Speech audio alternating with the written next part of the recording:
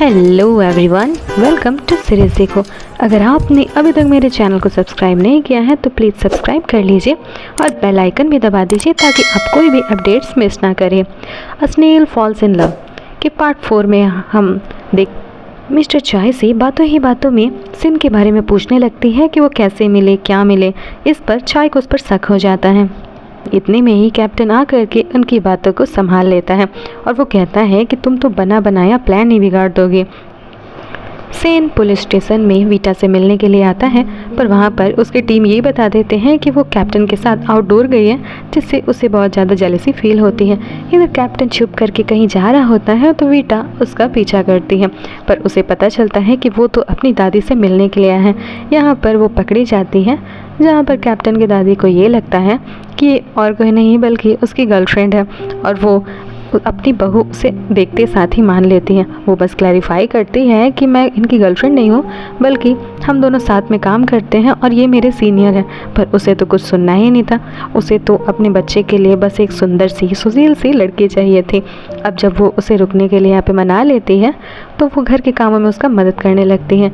यहाँ पर पता चलता है कि जो उसकी दादी है वो एक ऑर्फनेज चलाती थी और कैप्टन भी एक ऑर्फन था, और जो वार्डन उसका दोस्त है ये उसकी दादी थे।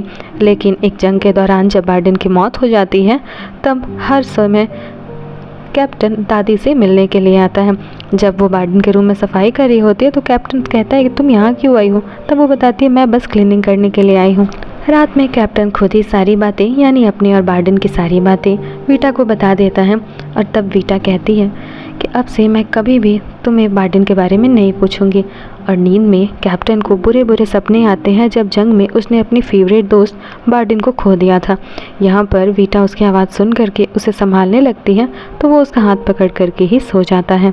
अब हम देखते हैं कि अगले दिन वार्डन का मेमोरियल होता है, जहाँ पर कैप्टन वहाँ पर उसे श्रद्धांजलि देने गया होता है, लेकिन वीटा नोटिस करती है कि वहाँ पर भी कोई उसका पीछा कर रहा है। इधर ओयन के बर्थडे पर वासु नहीं आता है, जिससे उसे बहुत ज़्यादा हर्ट होता है, क्योंकि कहीं ना कहीं ओयन भी उसे पसंद करने लगी थी। जहाँ वो बर्थडे गिफ्ट के बारे में सोच रहा था और वो बर्थडे में ही नहीं आया। अब इधर हम देखते हैं कि किसी तरह कैप्टन को चाय के रूम की चाबी मिल जाती है और वो उसका लैपटॉप हैक करने की कोशिश करने लगता है, और इधर वीटा उसे अपनी अच्छी अच्छी बातों में फंसाने की कोशिश करती है। पर वहाँ पर पासवर्ड प्रोटेक्ट होने की वजह से वो लोग उस लैपटॉप को एक्सेस ही नहीं कर पाते हैं। अब इधर फिर भी चाय बहाना करके अपने रूम में जाता है तो कैप्टन छुप जाता है। अब जैसे ही उसे शक होता है कि उसके रूम में कोई है, इतने में ही बेल बज जाता है और वहाँ पर वीटा आ जाती है। वो इंटरनेट से सेड्यूस कैसे करे ये पढ़कर आई होती है और वो चाय के रूम में आ करके उसे सेड्यूस करने लगती है।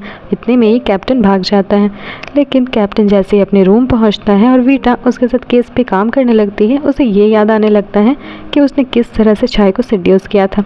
अब फाइनली ऑक्शन का दिन आ जाता है, जिसमें रीता इतनी ज़्यादा प्रिटी लग रही थी कि कैप्टन तो उसे देखता ही रह जाता है। अब इधर होता है कि मिंग और दा की टीम को चाय के लैपटॉप का कोड क्रैक हो जाता है और उन लोगों को सारे इलीगल ट्रांजैक्शंस के डिटेल्स मिल जाते हैं। इसीलिए वो लोग कैप्टन को इन्फॉर्म करते हैं और वो लोग वैसे ही चाय को गिरफ्तार करके यहाँ ले आते हैं।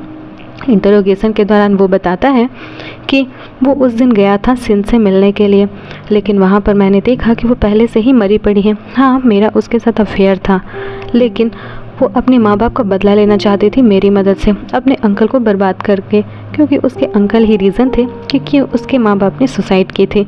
पर मैं जैसे ही गया मैं इतना ज़्यादा डर गया और मैंने ही उसे टॉवल उड़ा दिया था। अब इस बात पर दाव यहाँ पर आता है और वो ये कहता है कि चाय की पत्नी ये दावा कर रही है कि उसे अपने पति और सिन के अफेयर के बारे में पता लग गया था, इसीलिए उसी ने उसको मारा है।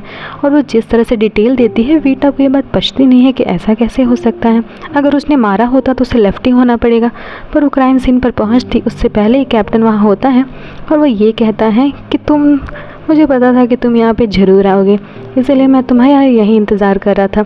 अब उन दोनों को ये शक होता है कि जिस तरह से चाय की पत्नी ने डिटेल्स दी हैं वो उसकी मर्डरर नहीं हो सकती। क्राइम सीन पर ही वीटा को काफ़ी ठंड लगने लगती है, बट वो दौड़ के जाने लगती है और वापस आती है। कैप्टन सोचता ही है कि ये क्या कर रही है, तो वो कहती है कि मैं भाग कर अपने आप को वार्म कर रही थी, पर फिर भी वो उसे अपना शर्ट दे देता है ताकि उसे ठंड ना लगे। अब यहाँ पर छाया की पत्नी से सच निकलवाने के लिए कैप्टन से डराने लगता है कि उसे कितनी बड़ी सज़ा हो सकती है, जेल में उसके साथ क्या क्या होगा। अब इन सब से डर करके वो ये बता देती है कि वो अपने फादर को बचाने की कोशिश कर रही है, क्योंकि वो अपने पति और सिन को रंगे हाथों पकड़ने के लिए उस दिन होटल में आई थी, लेकिन वहाँ पर जब वो पहुंची तो वो पहले से ही वहाँ पर मरा हुआ था। पुलिस टीम सेंचू के फादर को गिरफ्तार करने के लिए जाने लगते हैं, लेकिन वहाँ पर उन्हें लगता है कि वो भी उन लोगों का कत्ल नहीं कर सकते। और कैप्टन और वीटा की एनालाइजिंग के बाद उन्हें पता चल जाता है कि खूनी कौन है, और पता चलता है कि वो उसके अंकल का बड़ा बेटा काई है। उसी का एक रीज़न था, वो सिन से मिलने के लिए आया था, क्योंकि सिन को उसके बहुत बड़े घोटाले के बारे में पता चल गया था, और अगर वो अंकल को ये सब बात बता देती तो वो उसे CEO के पोस्ट से निकाल देते और उसकी ज़िंदगी बर्बाद हो जाती। इसीलिए उसने उसे मार दिया, यहाँ तक कि उसका साथ उसकी बड़ी भाभी यानी कि उसकी काई के पत्नी ने भी दी थी, और उसने ही उसे आखिरी मौत दी थी। और जब यहाँ पर वो सिन से मिलने के लिए आया था तो उसने देखा कि सिन को किसी ने मार दिया है, इसीलिए वो अपनी बेटी या फिर किसी और को बचाने के लिए खुद ही कल्प्रिट बन जाता है। उसके बाद हमें दिखाया जाता है कि कैसे छाया की पत्नी भी वहीं पर पहुंचती है मौका वारदात पर वो उसने कुछ भी नहीं किया था। जब वो देखती है कि सिन तो पहले से ही मरी पड़ी है तो वो काफ़ी ज़्यादा डर जाती है, और इसी दौरान वो अपने फादर को वहाँ से गुजरते हुए देख लेती है, और उसे लगता है कि उसके फादर ने ही सिन का मर्डर कर दिया है, इसीलिए वो उन्हें ही बचाने के लिए इतनी देर से झूठ बोल रही थी। अब यहाँ पर काई और उसकी वाइफ के सारे सच सामने आ जाते हैं। मिस्टर जियांग भी अपने बयान में बता देते हैं कि मैं अपनी बेटी को कैसे फंसने दूँ। अब यहाँ पर केस सॉल्व हो जाता है, जहाँ पर छाया मनी लॉन्ड्रिंग के केस में जेल चला जाता है, लेकिन सेन अपनी बहन सिन की मौत की वजह से बहुत ज़्यादा टूट गया होता है, तो वो वीटा के पास आता है, जहाँ पर वो उसे आग करके उसे गले लगाती है, लेकिन दूर से कैप्टन देख के बहुत ज़्यादा जल रहा होता है। अब मिंग कैप्टन और वीटा की रिजॉर्ट की फ़ोटो देख रही होती है, और जिस तरह से वो देखती है दा को पता चल जाता है कि वो कैप्टन को लाइक करती हैं, तो वो सीधा ये कह देता है कि तुम उन्हें बता दो, कहीं देर ना हो जाए। तब वो कहते हैं कि मुझे कुछ प्रिपरेशन तो करनी पड़ेगी। तब दा कहता है कि तुम जैसी हो वैसी ही बहुत अच्छी हो, और वो उसके करीब आकर के पूछती है क्या सच में। अब इस पर दा बहुत ही ज़्यादा नर्वस हो जाता है, और वो कहता है हाँ, और वो वहाँ से भाग जाता है। अब वीटा ऑफिस से बाहर आती है, लेकिन उसका बैग ऑफिस में ही छूट जाता है।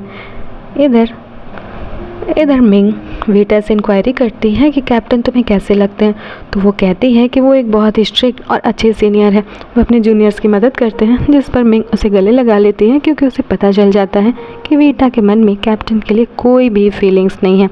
अब इतने में ही वीटा को याद आता है कि अरे बैग तो मैंने पीछे छोड़ दिया, और मिंग कैप्टन से बात करने के लिए यानी उसे प्रपोज करने के लिए आती है, पर इसी बीच में उसका कॉल आ जाता है, और वो कंप्लीट नहीं कर पाती बल्कि नर्वस होकर वहाँ से भाग जाती है। अब जैसे ही कैप्टन ऑफिस में आता है उसे पता चलता है कि वीटा ने अपना बैग छोड़ दिया है, तो जैसे ही वो उसे लौटाने जाता है तब वो उसे कहता है कि मुझे तुमसे कुछ ज़रूरी बात करनी है, और यहीं पर हमारा ये पार्ट ख़त्म हो जाता है। हम अपना अगला पार्ट जल्दी अपलोड करेंगे, सो स्टे ट्यून्ड।